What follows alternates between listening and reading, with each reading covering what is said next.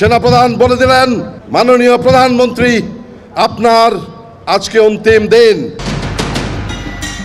শিক্ষার্থীদের আন্দোলন জুলাই মাস থেকে শুরু হলেও আগস্টে এসে তীব্রতা বেড়েছিল সেই আন্দোলনে। ছাত্র নেতৃত্ব দেশ জুড়ে অসহযোগ আন্দোলনের ডাক দিয়েছিল, দাবি তুলেছিল শেখ হাসিনার পদত্যাগের। তারপর 5 আগস্ট পদত্যাগ করেন শেখ হাসিনা। এর আগে পরিস্থিতি সামাল দিতে শেখ হাসিনা প্রশাসন মোতায়েন করেছিল সেনাবাহিনীকে। সম্প্রতি এক সভায় 5 আগস্ট নিয়ে কথা বলেন অবসরপ্রাপ্ত সেনা অফিসারবৃন্দ। পদত্যাগের আগে শেখ হাসিনার সাথে কি কথা হয়েছিল সেনা প্রধানের, সেনাবাহিনীর অভ্যন্তরীণ পরিস্থিতি, এসব নিয়ে কথা বলেন তারা।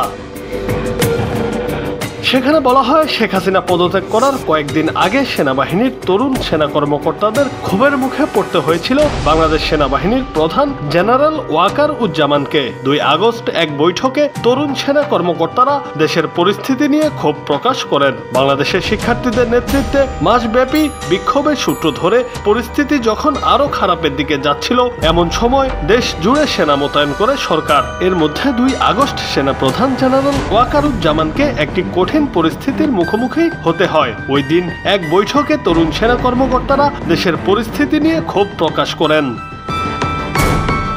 সূত্র জানায়, সেনা কর্মকর্তাদের ক্ষোভ প্রশমনে সেনা প্রধান এই বিষয়টি তুলে ধরেন যে যদি অগণতান্ত্রিক উপায়ে ক্ষমতা হস্তান্তর হয় তাহলে বাংলাদেশ, কেনিয়া বা আফ্রিকা অন্যান্য দেশের মতো হয়ে যেতে পারে। কর্মকর্তাদের সংযত থাকার পরামর্শ দিয়ে সেনা প্রধান বলেন, আমাদের দেশে 1970 সালের পর এমন গণবিক্ষোভ আর হয়নি, তাই এটি একটি ব্যতিক্রম ঘটনা। আমাদের সবাইকে ধৈর্য ধরতে হবে। তরুণ সেনা কর্মকর্তাদের ক্ষোভ প্রকাশের মধ্য দিয়ে বৈঠকটি শেষ হয়। বৈঠকে বিক্ষুব্ধ জনতার উপর সেনাদের তরফ থেকে গুলি না ছোড়ার সিদ্ধান্ত হয়। এই আলোচনা সম্পর্কে জানেন এমন 2 সেনা কর্মকর্তা বার্তা সংস্থা রয়টার্সকে এই তথ্য জানিয়েছেন।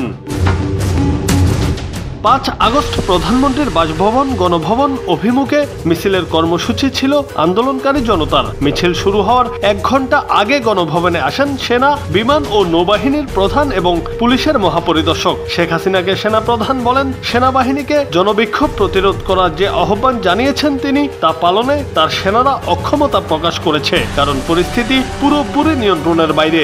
সেই সঙ্গে যত দ্রুত সম্ভব শেখ হাসিনাকে দেশ ত্যাগ করার পরামর্শ দেন তিনি। সেনা প্রধান শেখ হাসিনাকে পদত্যাগ করতে বললে রাগান্বিত হয়ে যান শেখ হাসিনা। পরে শেখ রেহানাকে জানালে তিনিও শেখ হাসিনাকে মানাতে পারেননি। এরপর শেখ হাসিনার ছেলে সজীব ওয়াজেদ জয়ের সঙ্গে যোগাযোগ করেন সেনা প্রধান। জয়ের সঙ্গে কথা বলার পর দেশ থেকে সম্মত হন শেখ হাসিনা।